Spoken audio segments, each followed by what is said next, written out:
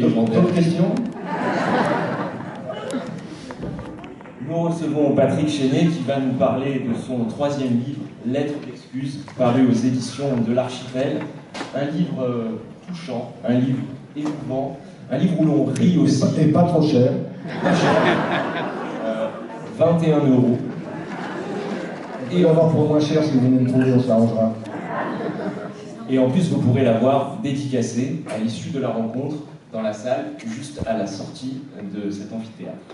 Donc sur la démarche de ce livre, Patrick, vous écrivez « J'ai eu envie d'écrire des lettres à des personnes que j'aime ou que j'ai aimées. Très vite, ces missives sont devenues, je m'en suis rendu compte, des lettres d'excuses. » Et en vous lisant, on a l'impression que votre plume a été très fluide, que vous avez écrit de manière très rapide, très facile, très aisée. Oui. Vous aviez tant que ça à vous faire pardonner? Alors, c'est deux questions pour le prix d'une. C'est-à-dire que j'ai une certaine facilité à écrire, je suis désolé, ça vient assez facilement. Le vrai boulot consiste à corriger et à équilibrer comme un peu le montage au cinéma.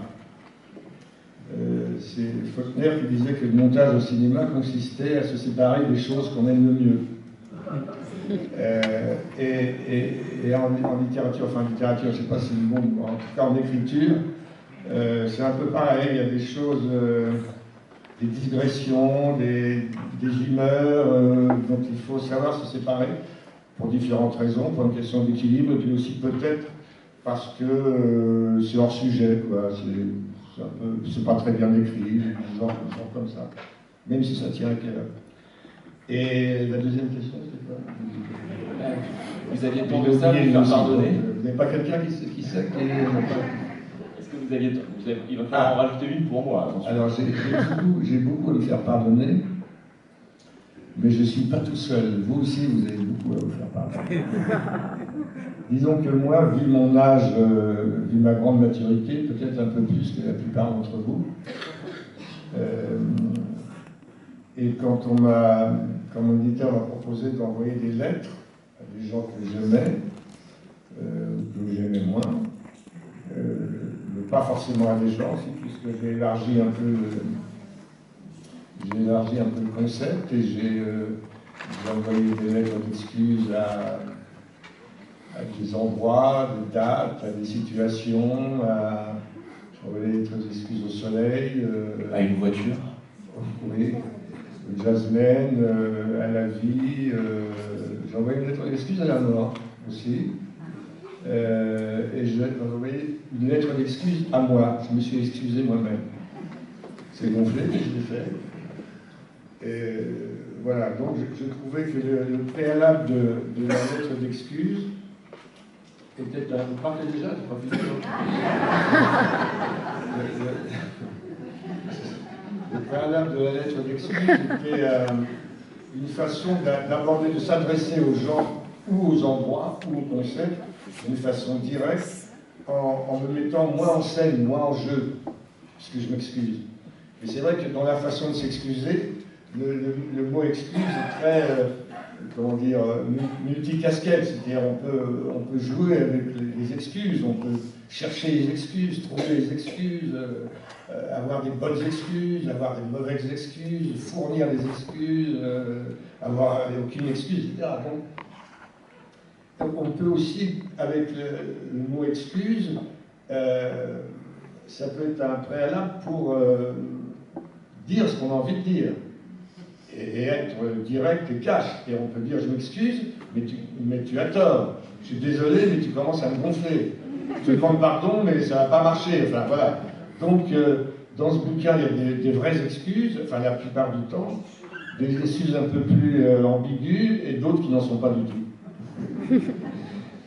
On en compte près de 70 et en effet les thèmes, les personnes, les sujets sont très larges. Et ce n'est que le tome 1.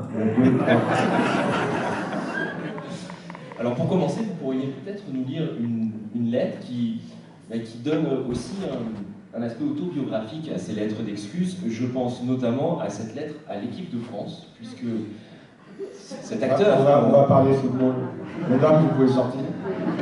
Cet acteur qu'on pense connaître se révèle en creux de manière très original, très intimiste à travers ce recueil de textes. Alors la lettre à l'équipe de France, c'est page 37.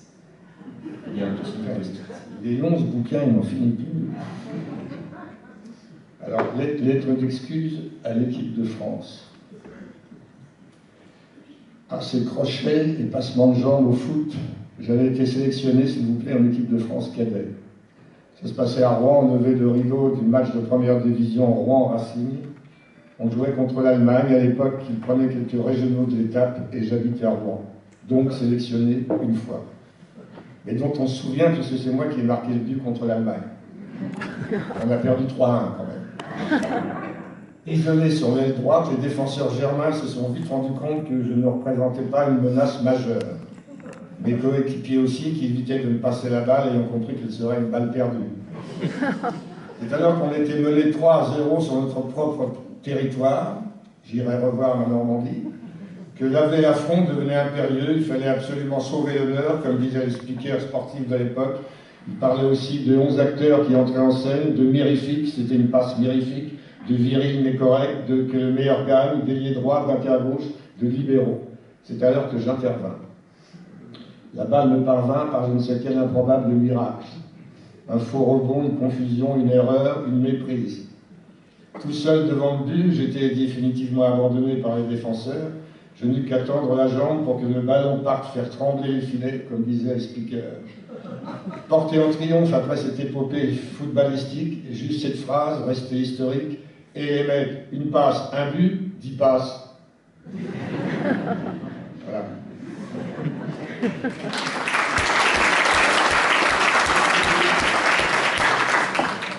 Beaucoup ignorent qu'avant de vouloir devenir acteur, vous auriez pu être footballeur.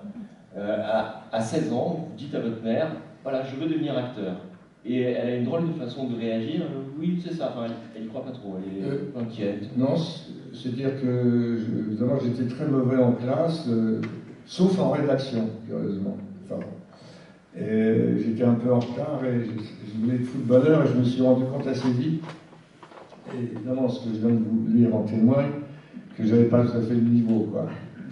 Et que mon remplaçant, parce que j'avais quand même un remplaçant qui était sur le banc, qui me remplaçait de temps en temps, 5 ou 10 minutes, je trouvais qu'il était bien meilleur que moi. J'étais le seul à m'en apercevoir.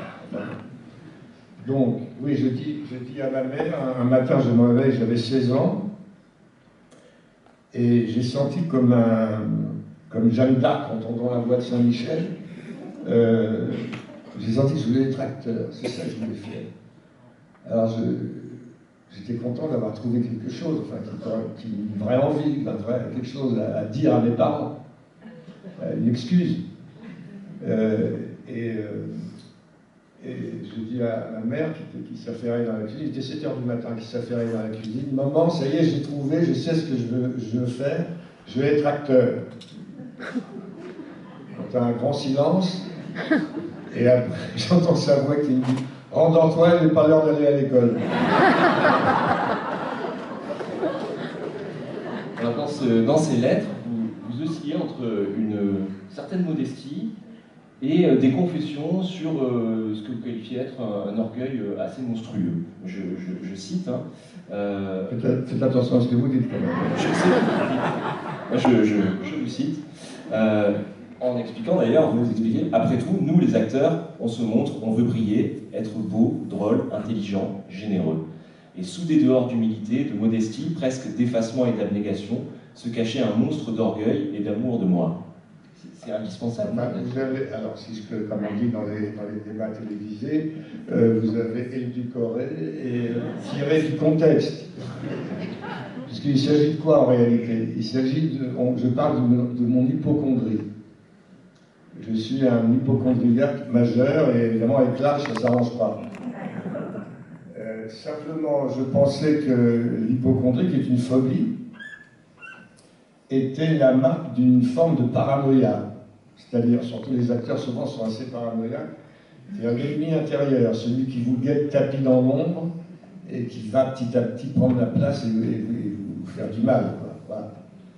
Et je pensais que c'était ça jusqu'au jour où on me dit, des gens autorisés, des psys, des spécialistes de ceci, de cela, des phobies, ça, m'ont dit que non, pas du tout. C'est pas du tout. C'était une forme de narcissisme aigu.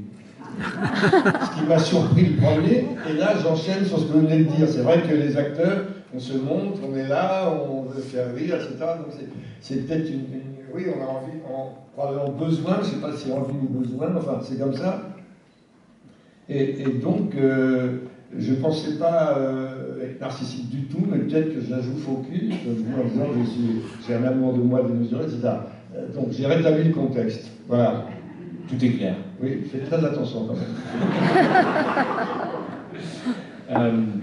En termes d'excuses, vous parliez de ces missives qui sont plus ou moins alambiquées, qui ne sont pas toujours précisément des excuses. Et corrigez-moi si je me trompe, mais cette lettre d'excuses adressée aux jeunes acteurs aurait pu s'intituler Conseil à de jeunes acteurs. Vous expliquez que la technique est un obstacle au jeu d'acteurs. Oui, c'est-à-dire que je m'excuse auprès des jeunes acteurs de ne pas les avoir suffisamment prévenus. C'est-à-dire que je dis que la technique, dans n'importe quel autre art ou manifestation, que ce soit en football, d'ailleurs la technique est très importante, mais en danse, en violon, en chirurgie cardiaque, etc., la technique est fondamentale. Chez les acteurs, non. Si la technique se voit chez les acteurs, c'est foutu. Donc vaut mieux en avoir, ça ne se voit pas, ou en avoir très peu, ou pas du tout. Alors c'est quoi la technique de l'acteur?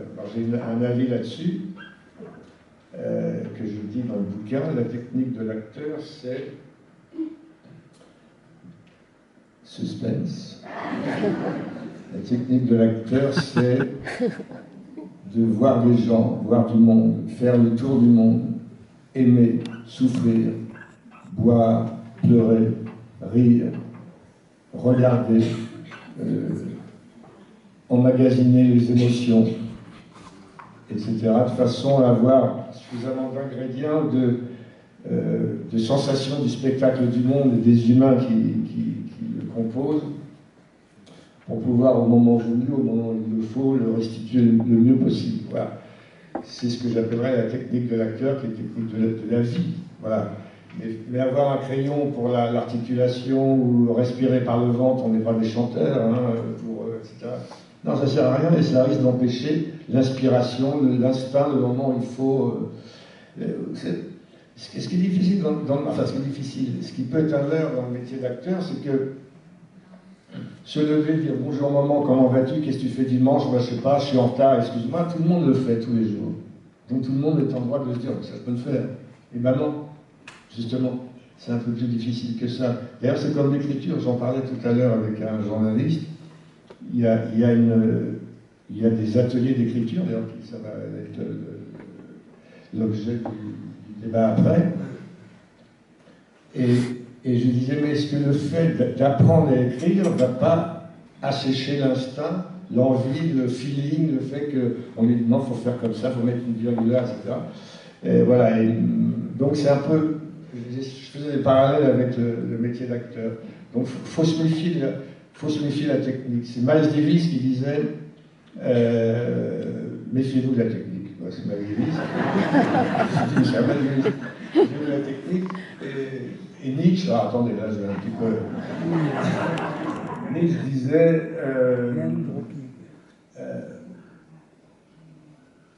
Je vais trouver, vous inquiétez pas. Bon, je vais trouver, on parle un peu de il y a aussi une lettre d'excuse à un immense acteur, Michel Bouquet. Oui. Et là, pour le coup, j'ai l'impression que c'est une véritable excuse. À titre posthume ou pas, je ne sais pas si vous avez formulé ces excuses plus tôt, mais c'était quand même un sacré boulot pour vous, un sacré défi de vous substituer, de remplacer, même si vous spécifiez qu'il n'est pas remplaçable, de remplacer Michel Bouquet dans le rôle de Charles VII dans l'Alouette de Jean Anouilh. Ça, c'est longtemps. Ouais. Oui, non, c'est-à-dire que en fait, vous savez, là, c'est une façon de m'excuser sans m'excuser. Hein. Non, je m'excuse auprès de Michel Bouquet, qui est un monstre du théâtre, de l'avoir remplacé. Je jouais toute la semaine et lui, il jouait que le dimanche, pour des raisons très difficiles à expliquer, c'est trop long.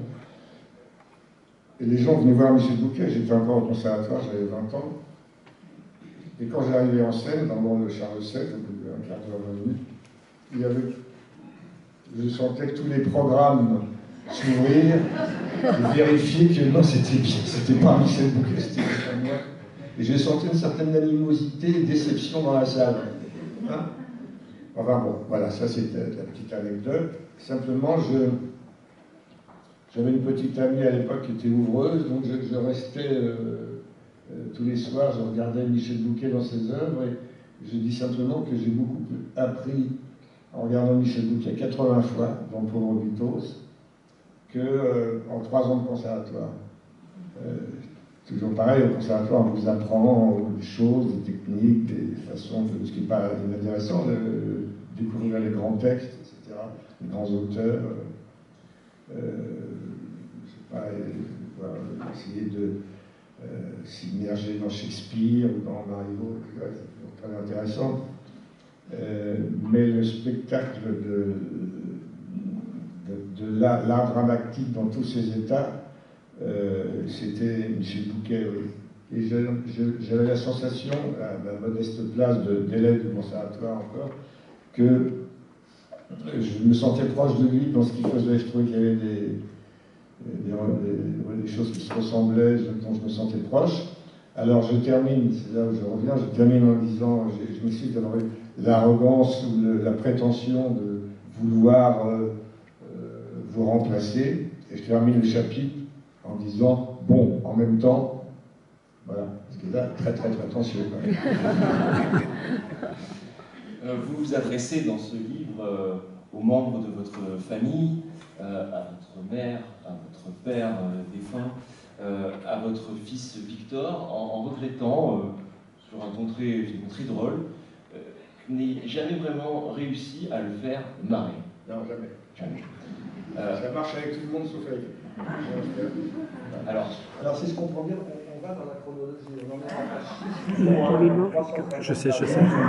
Alors, on termine à 20h30. 3 jours de vie.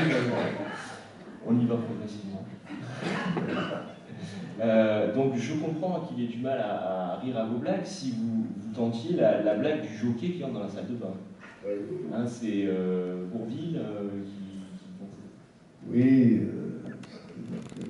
c'est d'ailleurs quelque chose dont je me sers dans un scénario que je viens de finir d'écrire pour le cinéma, où c'est une blague où je dis à mon fils, tu connais celle du jockey qui rentre dans la salle de bain.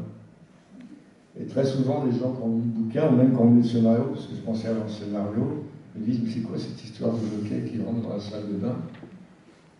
Et il n'y a pas d'histoire. C'est simplement l'énoncé de l'histoire du jockey qui rentre dans la salle de bain. D'accord, ça s'arrête là. Oui, c'est Bourvil qui raconte cette blague, Oui, qui alors, rigole tout seul. C'est quelque chose que j'ai emprunté à Bourvil en 1957. Si ça ne me rajeunit pas. Et puis, il y a cette lettre introductive, cette lettre à Ferdinand, votre fils, que vous avez perdu en 2006. Il est décédé dans un accident de voiture. Et vous avez commencé ce recueil de missives par cette lettre-là, qui est une lettre très forte, très émouvante, très touchante. Pourquoi ce choix d'avoir introduit le livre par ce texte? Parce que quand j'écris dans mon bouquin précédent aussi, je ne peux pas faire... le livre est de toute façon traversé par la grande ombre, comme je dis, de mon fils disparu. Je commence toujours par lui, oui, et je finis par lui. Entre-temps, il se passe des choses. C'est pas... Voilà.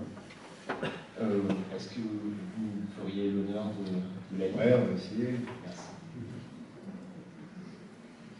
Alors, je ne vais pas tout dire, je vais essayer de... Bon. Allez, allons-y. Bientôt une excuse à Ferdinand. Mon petit bonhomme, mon grand, mon fils.